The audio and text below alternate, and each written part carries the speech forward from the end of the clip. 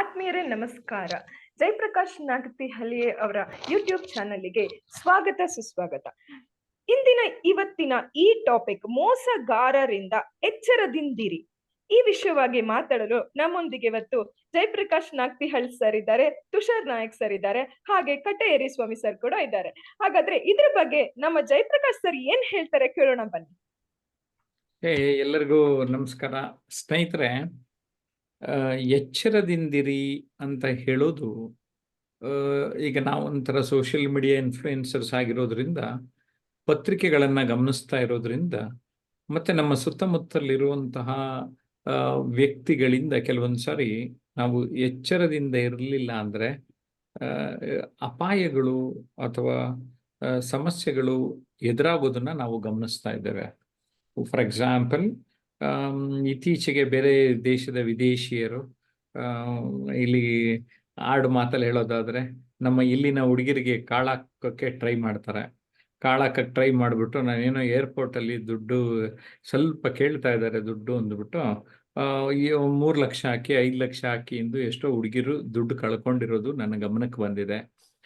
ಪತ್ರಿಕೆಗಳಲ್ಲೂ ಕೂಡ ಗಮನಿಸ್ತಾ ಇದ್ದೀನಿ. ಒಂದು ನೇರನೇ ಮೋಸ ಮಾಡಿಬಿಡ್ತಾರೆ. ಇನ್ನು ಆನ್ಲೈನಲ್ಲಿ ಇನ್ನೊಂದು ಸ್ವಲ್ಪ ಮೋಸ ಮಾಡೋದು ಸುಲಭ. ಜೊತೆಗೆ ಮೆಸೇಜ್ ಕೇಳಿಬಿಟ್ಟು ನಿಮ್ಮ ಕ್ರೆಡಿಟ್ ಕಾರ್ಡು ಅಥವಾ OTP ಕೊಡಿ ಅನ್ನುವಂಥದ್ದು, ಅಥವಾ KYCಗೂ ಕೇಳಿಬಿಟ್ಟು, ಈಗ ನಮ್ಮ ಬ್ಯಾಂಕ್ಗಳಿಂದನೇ ಇಮೇಲು ಮೆಸೇಜ್ ಎಲ್ಲ ಬರ್ತಾ ಇದೆ. ಯಾರ್ಯಾರೋ ಕೇಳಿದ್ರೆ ನೀವು ಹಂಗೆಲ್ಲ ಕೊಡಬೇಡಿ. KYC ನೆಪದಲ್ಲಿ ಕೂಡ ಪಡೆದುಕೊಂಡು ಮೋಸ ಮಾಡ್ತಾರೆ ಅಂತ. ಅಂದರೆ ಇಲ್ಲಿ ಹಣಕಾಸಿಗೆ ಮೋಸ ಮಾಡ್ಬೋದು, ಸಂಬಂಧಗಳಿಗೆ ಮೋಸ ಮಾಡ್ಬೋದು, ಅಥವಾ ಇಡೀ ಜೀವನದಲ್ಲೇನೆ ಮೋಸ ಮಾಡೋದು ಹೆಚ್ಚಾಗ್ತಾ ಇದೆ. ಕೊನೆಗೆ ಏನಾಗ್ತಾ ಇದೆ, ನಮಗೆ ತುಂಬ ನಂಬಿಸುವಂಥದ್ದು ಜಾಸ್ತಿ ಇರುತ್ತೆ. ಹಾಗಾದ್ರೆ ಪ್ರಪಂಚದಲ್ಲಿ ಯಾರನ್ನೂ ನಂಬಬೇಕು, ಆದರೆ ನಮ್ಮ ಹುಷಾರಿನಲ್ಲಿ ನಾವು ಇರಬೇಕು ಅನ್ನುವ ಒಂದು ಸಂದೇಶವನ್ನ ನೀಡೋದಷ್ಟೇ ನನ್ನ ಒಂದು ಸದಾಶಯ ಅಂತ ಹೇಳೋದಕ್ಕೆ ಇಲ್ಲಿ ಇಷ್ಟಪಡ್ತಾನೆ. Thank you Samita. ಧನ್ಯವಾದಗಳು ಸರ್. ಸರ್ ನೋಡಿ ಎಷ್ಟು ಚೆನ್ನಾಗಿ ಹೇಳಿದ್ರು. ನಾವು ದಿನನಿತ್ಯ ಮಾಡುವಂತಹ ಸೋಷಿಯಲ್ ಮೀಡಿಯಾನಲ್ಲಿ ಮಾಡೋ ಮಿಸ್ಟೇಕ್ಸ್ ಇರ್ಬೋದು, ಫೇಕ್ ಕಾಲ್ಸ್ ಇರ್ಬೋದು, ಇದರಿಂದ ಎಷ್ಟು ಜನ ಹೋಗ್ತಾ ಇದ್ದಾರೆ ಅಲ್ವಾ, ಮೋಸ ಹೋಗ್ತಾ ಇದ್ದಾರೆ. ಸೊ ನಮಗೆ ಗೊತ್ತಿದ್ದು ಪ್ರತಿನಿತ್ಯವೂ ನಾವು ಓದಿ ನ್ಯೂಸ್ ಪೇಪರ್ ಅಲ್ಲಿ ಮತ್ತೆ ಮೋಸ ಹೋಗೋದಕ್ಕೆ ನಮ್ಮನ್ನ ಮೂರ್ಖರು ಅಂತ ಹೇಳ್ತಾರೆ. ಹಾಗಾದ್ರೆ ನಮ್ಮ ತುಷಾರ್ ನಾಯಕ್ ಸರ್ ಏನ್ ಹೇಳ್ತಾರೆ ಇದ್ರ ಬಗ್ಗೆ ಕೇಳೋಣ ಬನ್ನಿ. ತುಷಾರ್ ನಾಯಕ್ ಸರ್. ಸರ್, ಎಲ್ಲರಿಗೂ ನಮಸ್ಕಾರ. ಇವತ್ತಿನ ವಿಷಯ ಮೋಸಗಾರರಿಂದ ಎಚ್ಚರದಿಂದಿರಿ. ಫಸ್ಟ್ ನಾವು ಮೋಸಗಾರರ ಬಗ್ಗೆ ತಿಳ್ಕೊಬೇಕಂದ್ರೆ ಆ ಮೋಸಗಾರ ಮೀನಿಂಗ್ ತಿಳ್ಕೊಬೇಕಾಗತ್ತೆ. ಮೋಸಗಾರರು ಅಂದ್ರೆ ವಂಚಕ, ಮೋಸ ಮಾಡುವ ವ್ಯಕ್ತಿ. ಈಗ ಮೋಸ ಮಾಡೋ ವ್ಯಕ್ತಿ ಎಲ್ಲಿ ಇರ್ತಾರೆ ಅಂದ್ರೆ ನಮ್ಮ ಸರೌಂಡಿಂಗ್ ಅಲ್ಲಿ ಇರ್ತಾರೆ. ನಮ್ಮ ಕಾಂಟ್ಯಾಕ್ಟ್ ಇದ್ದವರು ಜಾಸ್ತಿ ನಮಗೆ ಮೋಸ ಮಾಡೋ ಸಾಧ್ಯತೆ ಇರುತ್ತೆ. ಈ ಆಧುನಿಕ ಯುಗದಲ್ಲಿ ಮೋಸಗಾರರ ಸಂಖ್ಯೆ ಜಾಸ್ತಿ ಆಗ್ತಾ ಇದೆ. ಯಾಕೆ ಅಂದ್ರೆ ನಮ್ಮಲ್ಲಿ ಎಷ್ಟು ಟೈಪ್ ಆಫ್ ಮೋಸಗಾರರು ಇದ್ದಾರೆ ಅಂದ್ರೆ, ಮೇನ್ ಆಗಿ ನಮ್ಮಲ್ಲಿ 7 ಟೈಪ್ ಆಫ್ ಮೋಸಗಾರರು ಇದ್ದಾರೆ. ಒಬ್ರು ಸ್ವಯಂ ವಿನಾಶಕಾರಿ ಮೋಸಗಾರ, ಅಂದ್ರೆ ತನ್ನಿಂದ ತಾನೇ ಮೋಸ ಮಾಡ್ಕೊಳ್ಳೋದು. ಇನ್ನೊಬ್ಬ ಗಾಯಗೊಂಡು ಮೋಸಗಾರ, ಅಂದ್ರೆ ಅವನಿಗೆ ಆ ಥರ ಮೋಸ ಆಗಿರ್ತಾನೆ, ಅವನು ಆ ಅನುಭವನ ಬೇರೆಯವರಿಗೆ ಮೋಸ ಮಾಡ್ಬೇಕಂತ ಅನ್ಕೋತಾನೆ. ಇನ್ನೊಂದು ಸರಣಿ ವಂಚಕ, ಅಂದ್ರೆ ಸೀರಿಯಲ್ ಕಿಲ್ಲರ್ ಥರ ಹೇಳ್ತೀವಲ್ಲ, ಆ ಥರ ವಂಚಕ. ಇನ್ನೊಬ್ಬ ಸೇಡು ತೀರಿಸಿಕೊಳ್ಳುವವ. ಇನ್ನೊಂದು ಭಾವನಾತ್ಮಕ ವಂಚಕ. ಇನ್ನು 6ನೇ ಟೈಪ್ ಹೇಳ್ಬೇಕಂದ್ರೆ ಸೆಕ್ಸ್ ಡ್ರೈವ್ ಹೆಚ್ಚು ಹೊಂದಿರುವಂಥ ಮೋಸಗಾರ. 7ನೇದು ಆನ್ಲೈನ್ ಮೋಸಗಾರ. ಈಗ ಮಾಡರ್ನ್ ಲೈಫಲ್ಲಿ ಆನ್ಲೈನ್ ಮೋಸಗಾರರು ಜಾಸ್ತಿ ಆಗಿದ್ದಾರೆ. ಕಾರಣ ನಿಮ್ಗೆ ಗೊತ್ತೇ ಇದೆ. ಮುಂಚೆ ಟ್ರಾಫಿಕಲ್ಲಿ ಜಾಸ್ತಿ ಆಗೋ ಟ್ರಾಫಿಕ್ ಪೊಲೀಸ್ ಸ್ಟೇಷನ್ ಆಯಿತು. ಈಗ ಕ್ರೈಮ್ ಜಾಸ್ತಿ ಆಗಿ ಸೈಬರ್ ಕ್ರೈಮ್ ಜಾಸ್ತಿ ಆಗಿಕ್ಕೆ ಸೈಬರ್ ಪೊಲೀಸ್ ಸ್ಟೇಷನ್ ಮಾಡ್ತಿದ್ದಾರೆ. ಅದಕ್ಕೆ ನಾವು ಯಾವ ಟೈಪ್ ಮೋಸಗಾರ ಅಂತ ತಿಳ್ಕೊಂಡ್ರೆ ನಾವು ಮೋಸ ಹೋಗೋದು ತುಂಬ ಕಡಿಮೆ.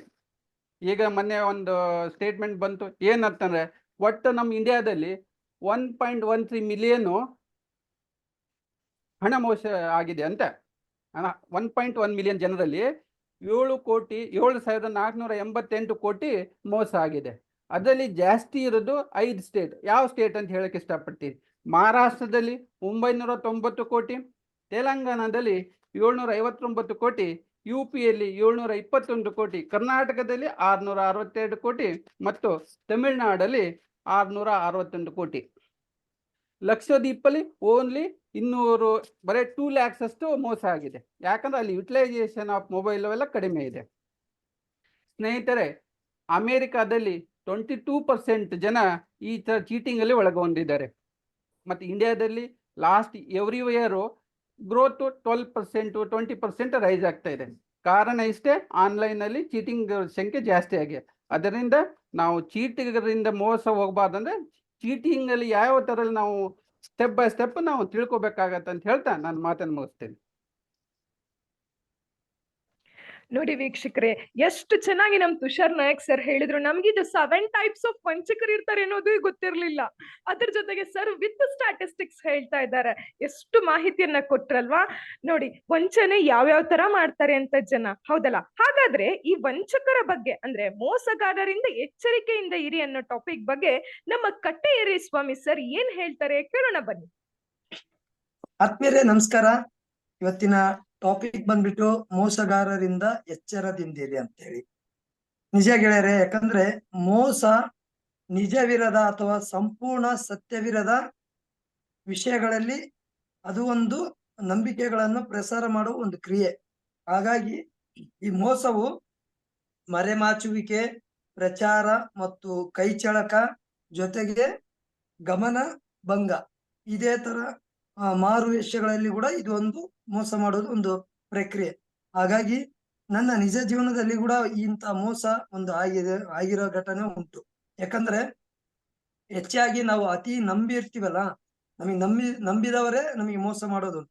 ಯಾಕಂದ್ರೆ ನನ್ನ ಒಂದು ಬ್ಯಾಂಕಿನಲ್ಲಿ ನನ್ನ ಸಹೋದ್ಯೋಗಿ ಒಬ್ಬ ಬ್ಯಾಂಕಿನ ಅಧಿಕಾರಿಯೇ ನನಗೆ ನಂಬಿಸಿ ನನಗೆ ಹಣವನ್ನು ಲೋನ್ ಮಾಡಿ ಕೊಡ್ತೀನಿ ಅಂತ ಹೇಳಿ ನನಗೆ 5 ಲಕ್ಷ ರೂಪಾಯಿ ಮೋಸ ಮಾಡಿ ಈಗ ಬ್ಯಾಂಕಿನಿಂದ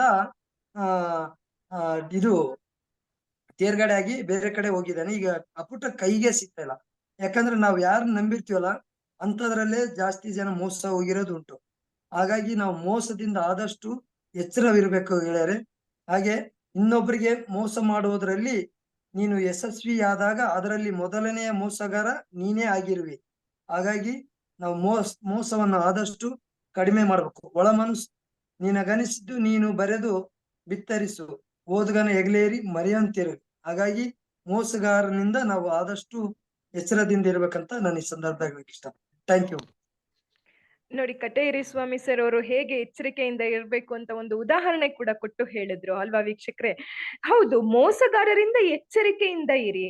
ನೋಡಿ, ನ್ಯಾಷನಲ್ ಇಂಟರ್ನ್ಯಾಷನಲ್ ಲೆವೆಲ್ ಅಲ್ಲಿ ಕೂಡ ಹನಿ ಟ್ರಾಪಿಂಗ್ ನಡೀತಾ ಇದೆ. ಯಾಕೆ ಅಂದ್ರೆ ಒಂದು ದೇಶದ ಮಾಹಿತಿಯನ್ನ ತಗೊಳ್ಬೇಕಂದ್ರೆ ಅವರು ಮೋಸವನ್ನ ಮಾಡಿನೇ ತಗೊಳ್ಬೇಕಾಗತ್ತೆ. ಅಲ್ಲಿಂದ ಹಿಡಿದು ತರಕಾರಿ ಮಾರೋರ್ ತನಕ ತೂಕದ ವ್ಯತ್ಯಾಸ ಮಾಡ್ತಾರೆ. ಅದು ಒಂಥರದ ಮೋಸನೇ ಅಲ್ವಾ. ಹಾಗಾದ್ರೆ ನಾವು ಪ್ರತಿ ಸಲ ಏನನ್ನ ಕೊಂಡ್ಕೊಂಡಾಗ ಬಿಲ್ ಅನ್ನ ಕೇಳಿ, ಚೆಕ್ ಮಾಡಿ, ತಗೊಂಡಂತ ಬಿಲ್ ಅನ್ನ ಕ್ರಾಸ್ ವೆರಿಫೈ ಮಾಡಿ. ಯಾವುದೇ ಒಂದು ವಸ್ತುವನ್ನ ನೀವು ತಗೊಂಡಾಗ ಅಥವಾ ಸಬ್ಮಿಷನ್ ಮಾಡಿದಾಗ ಅಕ್ನಾಲೇಜ್ಮೆಂಟ್ ತಗೊಳ್ಳಿ. ಅದನ್ನ ತಗೊಂಡಲೇ ಬಂದ್ರೆ ಅದು ನಮ್ಮ ಮೂರ್ಖತನ, ನಮ್ಮ ಒಂದು ನೆಗ್ಲಿಜೆನ್ಸ್ ಅಂತ ಹೇಳ್ಬೋದು. ಅವ್ರು ಮೋಸ ಮಾಡ್ಲಿಕ್ಕೆ ಕಾಯ್ತಾ ಕೂತಿದ್ದಾರೆ, ನಾವು ಅದಕ್ಕೆ ಅವಕಾಶ ಕೊಟ್ಟ ಹಾಗಾಗುತ್ತೆ, ಹೌದಲ್ಲ.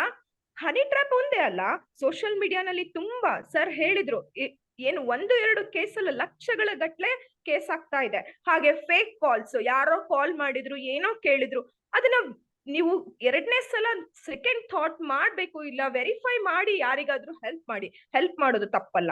ಹಾಗೆ ಮೆಸೇಜ್ ಫಾರ್ವರ್ಡ್ ಮಾಡೋದು, ಇದನ್ನ ಫಾರ್ವರ್ಡ್ ಮಾಡಿದ್ರೆ 10 ಜನಕ್ಕೆ ನಿಮಗೆ ಏನ್ ವಾಚ್ ಬರ್ತದೆ, ಮೊಬೈಲ್ ಬರ್ತದೆ. ಯಾರು ಕೊಡ್ಲಿಕ್ ಸಾಧ್ಯ? ಬಿಟ್ಟು ಯಾರು ಕೊಡಲ್ಲ ಕಣ್ರಿ, ಅದೆಲ್ಲ ಫೇಕ್ ಮೆಸೇಜಸ್. ನೆಕ್ಸ್ಟ್ ಅದಾದ್ಮೇಲಿಂದ ಹೊಸದಾಗೊಂದಾಗಿದೆ, ಈ AI app, artificial intelligence app ಅನ್ನ ಕ್ರಿಯೇಟ್ ಮಾಡ್ಬಿಟ್ಟು ಶೇರ್ ಮಾರ್ಕೆಟ್ ಅಲ್ಲಿ ನಿಮ್ಮ ಹಣ ಡಬಲ್ ಆಗುತ್ತೆ, ಜಾಸ್ತಿ ಪರ್ಸೆಂಟೇಜ್ ಬರ್ತದೆ, ಹಾಗೆ ಹೀಗೆ 108 ಮೆಸೇಜ್ ದಿನನಿತ್ಯ ಬರ್ತಾ ಇದೆ. ದಯವಿಟ್ಟು ಈ ಮನಿ ಡಬಲ್ ಗೇಮ್ ಇದೆಲ್ಲ ಇದೆಯಲ್ಲ, ಇದಕ್ಕೆ ಹಣವನ್ನ ಹೂಡಿಕೆ ಮಾಡಬೇಡಿ. ನಿಮ್ಮ ಎಚ್ಚರಿಕೆಯಲ್ಲಿ ನೀವಿರಿ ವೀಕ್ಷಕರೇ. ಇಷ್ಟೊತ್ತು ನಮ್ ಜೊತೆ ಇದ್ದದಕ್ಕೆ, ನಮ್ಮ ಈ ಡಿಸ್ಕಷನ್ ಅನ್ನ ನೋಡಿದ್ದಕ್ಕೆ ಧನ್ಯವಾದಗಳು. ದಯವಿಟ್ಟು ಎಲ್ಲರೂ ಜಯಪ್ರಕಾಶ್ ನಾಗ್ತಿಹಳ್ಳಿ ಸರ್ ಅವರ ಯೂಟ್ಯೂಬ್ ಚಾನೆಲ್ ಅನ್ನ ಸಬ್ಸ್ಕ್ರೈಬ್ ಮಾಡಿ, ಕಾಮೆಂಟ್ ಮಾಡಿ. ಇನ್ನು ನೀವು ಹೆಚ್ಚು ಈ ತರ ಮಾಹಿತಿ ಮತ್ತೆ ಡಿಸ್ಕಷನ್ ಅನ್ನ ನೋಡಬಹುದು ನಮ್ಮೊಟ್ಟಿಗೆ. ಹಾಗೆ ನೀವು ಜಾಯಿನ್ ಆಗ್ಬೋದು ಕಾಮೆಂಟ್ ಮುಖಾಂತರ. ಕಾಮೆಂಟ್ ಮಾಡಿ ಮರಿದಲೆ.